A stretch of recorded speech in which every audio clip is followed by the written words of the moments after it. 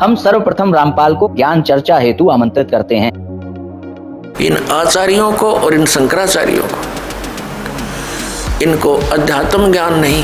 सदगुरुदेव की जय, बंदी छोड़ कबीर साहब की जय, बंदी छोड़ गरीबदास जी महाराज की जय, दादा गुरु रामदेवानंद जी महाराज की जय, बंदी छोड़ जगत गुरु तत्वदर्शी महान संत रामपाल जी महाराज की जय। भाइयों, वर्तमान समय ज्ञान की आंधी सी आ गई है और ऐसी ज्ञान की आंधी में पढ़ा लिखा समाज जाग रहा है। पुराने रूढ़िवादी ख्यालों की जो अपनी मनमुखी साधनाएं थी, उन पर संत रामपाल जी महाराज ने तत्व ज्ञान और वेद शास्त्रों के प्रमाण से रोक लगा दी है। ऐसे में जो धर्म के ठेकेदार बने हुए थे, जो शंकराचार्य बने हुए थे, भाइयों, उनको अपनी दुकानें बचाना बड़ी मुश्किल हो गई। भाइयों, वो तत्व ज्ञान विहीन प्राणी अपना कूड़ा ज्ञान समाज में धड़ल्ले से परोस रहे थे। लेकिन संत रामपाल जी महाराज के द्वारा दिए गए आध्यात्मिक और पूर्ण ज्ञान से उनकी दुकानों में ताला लगने वाला है। बिल्कुल सही सुन रहे हैं आप। जहां सन 2009 में संत रामपाल जी महाराज ने आध्यात्मिक ज्ञान चर्चा का निमंत्रण सभी धर्म गुरुओं को दिया था, तो उस समय नकली धर्म गुरु अपना पल्ला बजाते हुए कोई भी संत रामपाल जी महाराज से ज्ञान चर्चा के लिए मैदान में नहीं आया था। मैदान छोड़कर भागे हुए ये भगोड़े कहीं ना कहीं अपनी दुकान लिखे छिपे चला रहे थे। ऐसे में इन सारे शंकराचार्य और कथावाचकों की पहले ही दुकानें घबराहट में धीरे धीरे चल रही हैं। संत रामपाल जी महाराज का तत्व ज्ञान जिस तरीके से पुस्तकों के माध्यम से, अंतर्राष्ट्रीय चैनलों के माध्यम से, किताबों के माध्यम से और सोशल मीडिया के द्वारा फैल रहा है, एक आंधी एक तूफान की तरीके से उनके भक्तों की संख्या सत्य ज्ञान से परिचित होकर करोड़ों में हो गई है। भाइयों, देश ही नहीं विदेश तक संत रामपाल जी महाराज के दिव्य आश्रम तैयार हो चुके हैं। यहां तक कि संत रामपाल जी महाराज के तत्व ज्ञान से आज पूरा विश्व जाति, धर्म, पंथ, मजहब को छोड़ करके एक मानव पंथ संत रामपाल जी महाराज का भक्त बनता जा रहा है। ऐसे में चारों शंकराचार्य वैसे ही घबराए हुए थे। उनमें से उनका एक शिष्य जिसका नाम शिवांश नारायण द्विवेदी है, बौखला गया। आनन फानन में संत रामपाल जी महाराज को हाल ही में ज्ञान की चुनौती दे बैठा। देखिए किस तरीके से ये अपने छोटे मोटे यूट्यूब चैनल से महान संत रामपाल जी महाराज की तरफ उंगली उठा रहा है। हम सर्वप्रथम रामपाल को ज्ञान चर्चा हेतु आमंत्रित करते हैं। भाइयों, शिवांश नारायण द्विवेदी पहले ही संत रामपाल जी महाराज के भक्तों से लगातार यूट्यूब चैनल पर धूल चाट चुका है। किसी तरीके से इसने संत रामपाल जी महाराज और संतों को बदनाम करने के चक्कर में एक चैनल बनाया है। उस पर यह अपना क्यूआर कोड बैंक का लगाता है और इसका उद्देश्य सिर्फ जनता को लूट कर उनके धन को इकट्ठा करके अपना साम्राज्य तैयार करना है, जैसा कि पहले भी ये लोग करते आए हैं। भाइयों, ये अपना गुरु और अपनी परंपरा, आचार परंपरा मानता है और चारों शंकराचार्यों को सर्वश्रेष्ठ बताता है। भाइयों, ये कलयुग चल रहा है, कलयुग, पापों का युग, यंत्रों का युग। भाइयों, इस कलयुग में हमारे धर्मशास्त्र, वही 4 वेद, 18 पुराण, उपनिषद और भी संतों की वाणियां हैं। अब ये चारों शंकराचार्य अब इसके को क्या पकड़े, ये तो कुछ है ही नहीं। हम इसके गुरु को ही पकड़ लेते हैं। संत रामपाल जी महाराज की दया से आज के कार्यक्रम में हम इसके गुरु को ही पकड़ लेंगे, उसके ज्ञान को पकड़ लेंगे और आपके रूबरू कर देंगे। फिर आप खुद फैसला करेंगे कि संत रामपाल जी महाराज एक सच्चे संत हैं और ये अभी तक जितने नकली धर्म गुरु बने थे ये उठाऊ चूल्हा है, इनको कोई ज्ञान नहीं। तो भाइयों, सबसे पहले हम आपको बता दें ये चारों शंकराचार्य कौन है।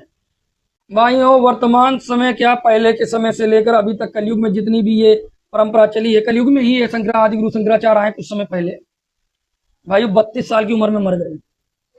और हमारे यहाँ हिंदू समाज में जो इतना कम जीता है उसको अल्पायु कहते हैं। अल्प आयु, अल्प मतलब थोड़ी, आयु मतलब मरी गए।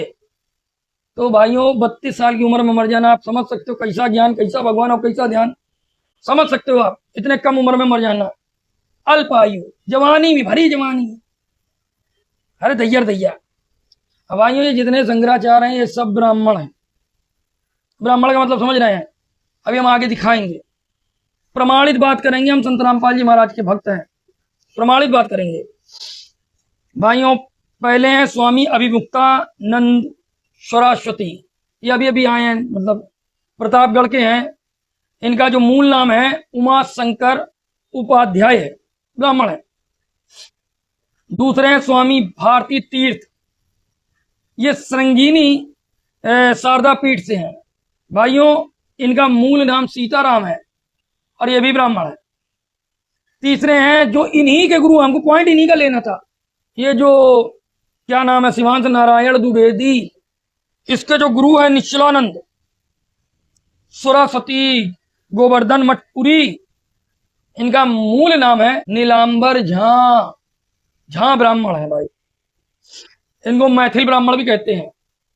तो भाइयों, ये चारों शंकराचार्य जो हैं वो ब्राह्मण ही हैं और ये पुराण को बिल्कुल सत्य मानते हैं। तो शंकराचार्य जी क्या पुराणों को भी सत्य मानते हैं? परम सत्य, परम सत्य। क्या आप जी पुराणों को सत्य मानते हैं? सत्य ही है भाइयों, धोती थी धो देंगे, प्रमाण दे करके देखते रहना। इसमें ये क्या कह रहे हैं चारों शंकराचार्य, पहले ये देखिए। क्या आप पुराणों को भी सत्य मानते हैं? ये पुराण सत्य है, पुराण को हम कैसा सत्य माने? ये पुराण सत्य, पुराण को हम कैसा सत्य माने? यद्यपि ये चारों शंकराचार्य ब्राह्मण कुल से हैं और ये स्वयं को ब्राह्मण कहते हैं और ये भी मानते हैं कि पुराणे तो सत्य ही हैं। तो भाइयों, हम आपको दिखा रहे हैं संक्षिप्त श्रीमद् देवी भागवत सचित्र मोटा टाइप, केवल हिंदी में, ये गीता प्रेस गोरखपुर से छपा हुआ है। तो जब पुराण सत्य है तो ये आपको मानना पड़ेगा। छठा स्कंद। जन्मेजय ने पूछा, महाभाग किस युग में कैसा धर्म का स्वरूप है? इस संपूर्ण विषय को विशेष रूप से बताने की कृपा कीजिए। व्यास जी बोले, चारों शंकराचार्य कभी जिंदगी भर तप सब करें तब भी व्यास जी के बराबर ज्ञानी नहीं हो सकते, क्योंकि भगवान व्यास स्वयं बोल रहे हैं, धर्म की यही स्थिति त्रेता में रही, परंतु कुछ ह्रास हो गया। सतयुग की जो स्थिति थी वह द्वापर में विशेष रूप से कम हो गई। राजन, उन प्राचीन युगों में जो राक्षस समझे जाते थे वे कलयुग में ब्राह्मण हैं, कली में ब्राह्मण हैं इस कलयुग में, क्योंकि अब के ब्राह्मण प्रायः पाखंड करने में तत्पर रहते हैं। दूसरों को ठगना, झूठ बोलना और वैदिक धर्म क्रम से अलग रहना कलयुगी ब्राह्मणों का स्वाभाविक गुण बन गया है। वे कभी वेद नहीं पढ़ते। तो भाइयों, ये चारों शंकराचार्य ब्राह्मण हैं। भाइयों, जितने भी शंकराचार्य हैं सबके सब प्रायः ब्राह्मण हैं और कली के ब्राह्मण जो हैं वो सतयुग के राक्षस थे, वो थे। अब ये जो ब्राह्मण हैं प्रायः पाखंड करने में तत्पर रहते हैं, दूसरों को ठगते हैं, झूठ बोलते हैं। ये कलयुगी ब्राह्मणों का स्वाभाविक गुण बन गया है। ये पाखंडी भी हैं, ये देखो पाखंड करने में तत्पर रहते हैं।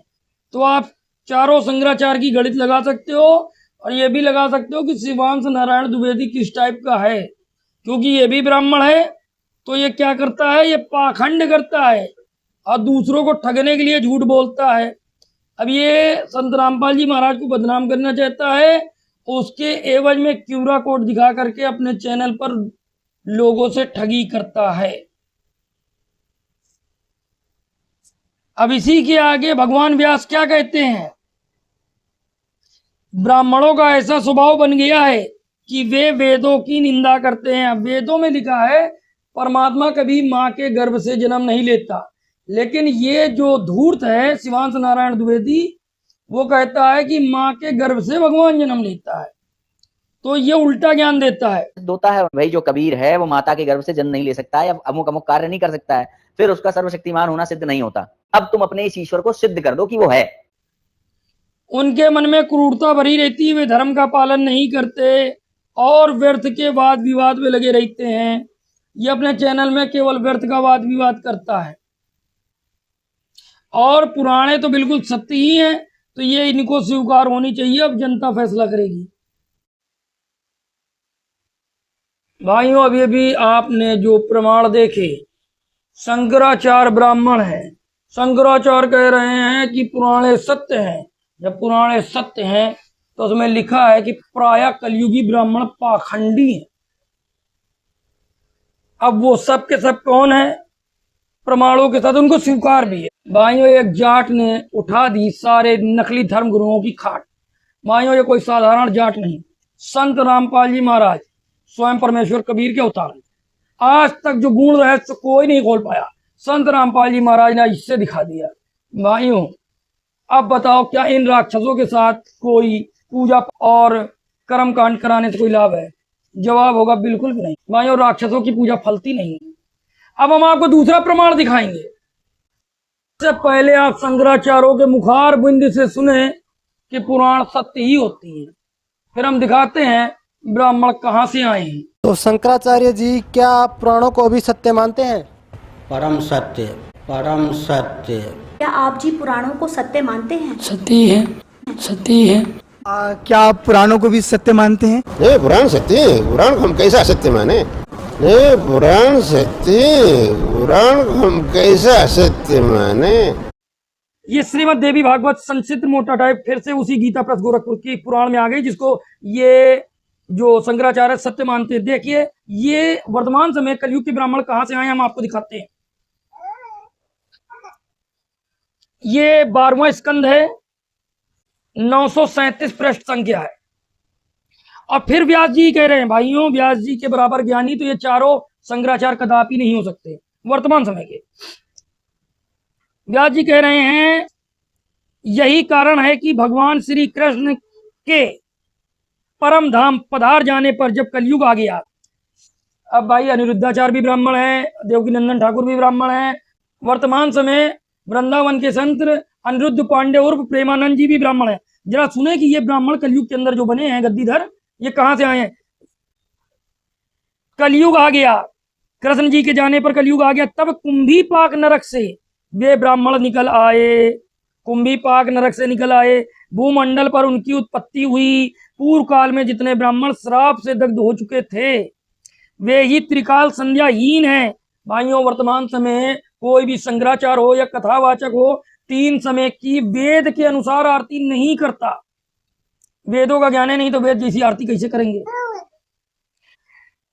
त्रिकाल संध्याहीन तथा गायत्री की भक्ति से विमुख होकर, वे ही त्रिकाल संध्याहीन तथा गायत्री की भक्ति से विमुख होकर ब्राह्मणों की जाति में उत्पन्न हुए। भाइयों कोई भी ये जितने भी शंकराचार्य हैं और ये जितने कथावाचक हैं, इनको गायत्री का ज्ञान नहीं है। ये पढ़ते हैं ओम भूर्भुवस्सुवः तत्सदितिर्वरेण्यं भर्गो देवस्य धीमहि धियो यो न प्रचोदयात्। भाइयों ये गायत्री मंत्र नहीं है। गायत्री मंत्र संत रामपाल जी महाराज प्रथम नाम दीक्षा के समय प्रदान कर रहे हैं। भाइयों ये तो यजुर्वेद का एकमात्र श्लोक है जिसके साथ मूलतः ओम भी नहीं लगा हुआ है, तो ये गायत्री विहीन है। उस श्राप के प्रभाव से वे वेद के प्रति उनमें श्रद्धा नहीं रही। अब वेद में मूर्ति पूजा नहीं है लेकिन ये करते हैं, वे पाखंड का प्रचार करने लगे। तो भाइयों ये जितने भी वर्तमान समय ब्राह्मण बैठे हैं, कथावाचक बने और गद्दीधर और धर्म के ठेकेदार बने हैं, ये पाखंड का प्रचार करते हैं। अब इससे स्पष्ट होता है संत रामपाल जी महाराज तत्व ज्ञान दे रहे हैं और ये पाखंड का प्रचार करने में लगे हुए हैं। इसी में शिवांत नारायण द्विवेदी भी शामिल है। भाइयों अभी तक पहले एक बार इनके मुंह से सुन लो, ये पुराण बिल्कुल सत्य है। तो शंकराचार्य जी, क्या आप पुराणों को भी सत्य मानते हैं? परम सत्य, परम सत्य। सुन लिया। तो भाइयों जब पुराण सत्य हैं तो हमने आपको जो प्रमाण दिखाए वो भी बिल्कुल सत्य हैं। क्या इन्हीं लोगों से आप अभी भी इनकी सुनोगे? भाइयों नरक ले जाके छोड़ेंगे आपको। अच्छा, उसमें कई जगह ये बात आई है कि आपके ब्राह्मण वेदों की निंदा करते हैं, वेदों को बेचने वाले होते हैं और वेदों के अनुसार भक्ति नहीं करते, त्रिकाल संध्या नहीं करते। भाइयों वेद कहता है कि सपर्यगाते शुक्रम आकायम, वो परमात्मा ऐशना वीर्यम, नाड़ी तंत्र नहीं है। सपर्यगात शुक्रम आकायम, माँ बाप के मिलन से शुक्र और रज से उसका देह नहीं तैयार होता।